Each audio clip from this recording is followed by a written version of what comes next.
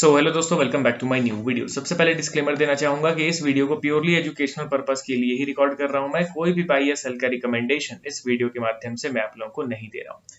अब देखिए दोस्तों, वीक एंड हो चुका है, तो इसीलिए मोस्ट ऑफ द स्टॉक्स का मैं वीकली एनालिसिस शेयर करूंगा।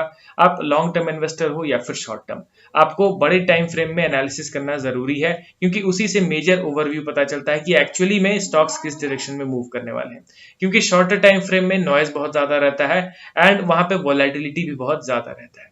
तो चलिए, तीन स्टॉक्स को मैं कवर करूंगा। पहला स्टॉक हमारे लिस्ट में आपके सामने है डिक्सॉन टेक्नोलॉजीज लिमिटेड। पिछले दिन 1.5% की तेजी देखने को मिली एंड इसी के साथ ये स्टॉक 10,342 के लेवल पे क्लोज हो गया। अब कंपनी के फंडामेंटल्स को अगर आप डिग डाउन करोगे तो एज सच कोई मेजर रेड फ्लैग तो बिल्कुल नहीं मिलेगा देखने को। करेक्शन इनके ऑल टाइम हाई से हो रहा है सिर्फ और सिर्फ ओवर स्ट्रेच के चलते।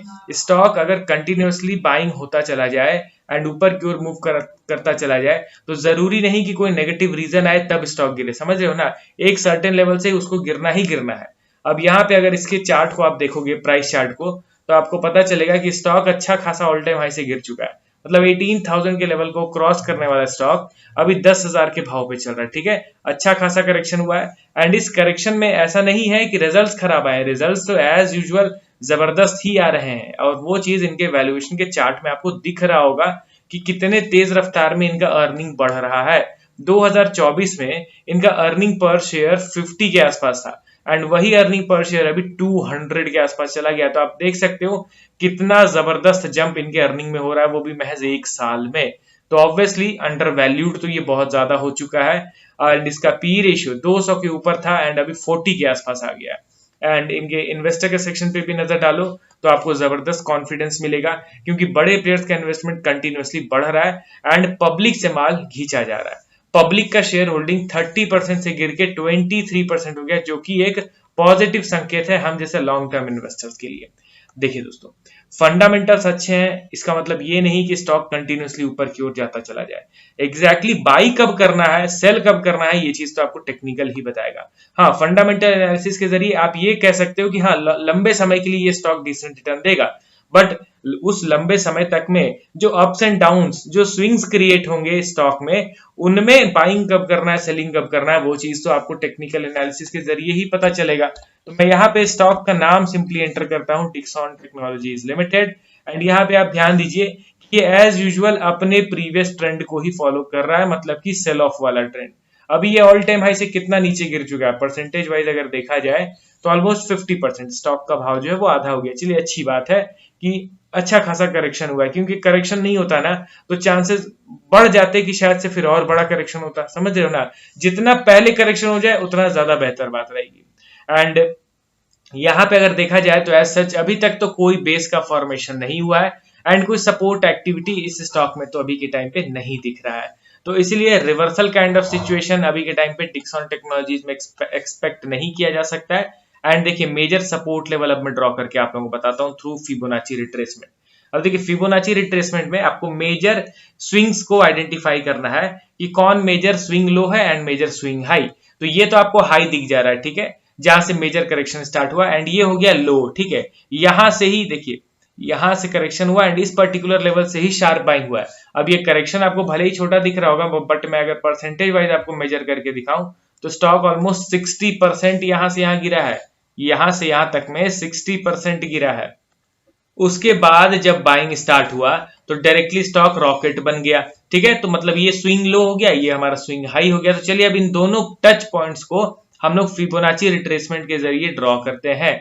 Swing low, swing high. अब यहाँ पे आप ध्यान दीजिए दोस्तों, स्टॉक का 0.6 का जो गोल्डन लेवल है वो कहां पे निकल के आ रहा है, 8832, या फिर अप्रोक्स देखा जाए तो 8800। ठीक है, एकदम पिन पॉइंट लेवल नहीं होता है दोस्तों, थोड़ा सा बफर लेके चलना पड़ता है, थोड़ा सा मार्जिन रहता है। ठीक है, तो 8800 का जो लेवल है वो अभी डिक्सॉन टेक्नोलॉजीज के अगला मेजर सपोर्ट लेवल बन के आ रहा है। अब देखते हैं कि उस पर्टिकुलर लेवल पे स्टॉक का किस तरीके का बिहेवियर होता है।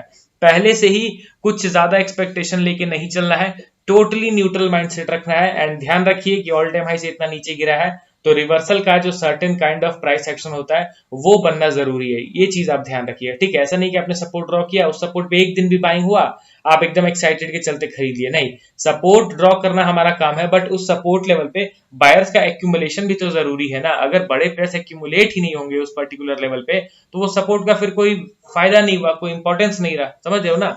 अब चलिए बढ़ते हैं अगले स्टॉक की ओर। हमारे लिस्ट में आपके सामने है जियो फाइनेंशियल सर्विसेज लिमिटेड। अभी ये स्टॉक भी अच्छा खासा नीचे गिर रहा है, फ्रेंडली 239 के लेवल पे ट्रेड कर रहा है एंड इसका ऑल टाइम हाई अगर आप देखोगे तो वो 380 के आसपास था, 380 से गिरता हुआ 239 के आसपास आ गया है। एंड क्या अब और करेक्शन यहाँ पे होगा या फिर फाइनली अब यहाँ से रिवर्स करेगा, वो चीज इनके चार्ट पैटर्न के जरिए हमें पता चलेगा।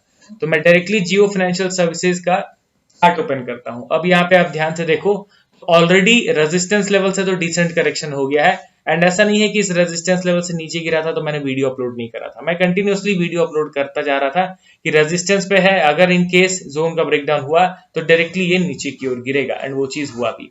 अब यहाँ पे बीच में वोलेटिलिटी जरूर इंक्रीज हो रहा है बट कोई बुलिश प्राइस एक्शन नहीं बना है एंड ये एक इंपॉर्टेंट सपोर्ट लेवल आप ड्रॉ करके बैठिए दोस्तों, जिस लेवल से ऑलरेडी मल्टीपल टाइम्स स्टॉक में डिसेंट बाइंग हुआ है। जब स्टॉक की लिस्टिंग हुई थी तब बाइंग हुआ था यहाँ पे जबरदस्त, उसके बाद जब ऑल टाइम हाई से नीचे गिरा तो 2022-25 में बाइंग हुआ जबरदस्त एंड अब हम लोग उसी पर्टिकुलर लेवल को अब थोड़ा एक्सटेंड कर देंगे और देखेंगे कि अगर इनकेस आने वाले दिनों में इस लेवल पे दोबारा आएगा तो हम लोग थोड़ा सा अलर्ट होके बाइंग का सोच सकते हैं।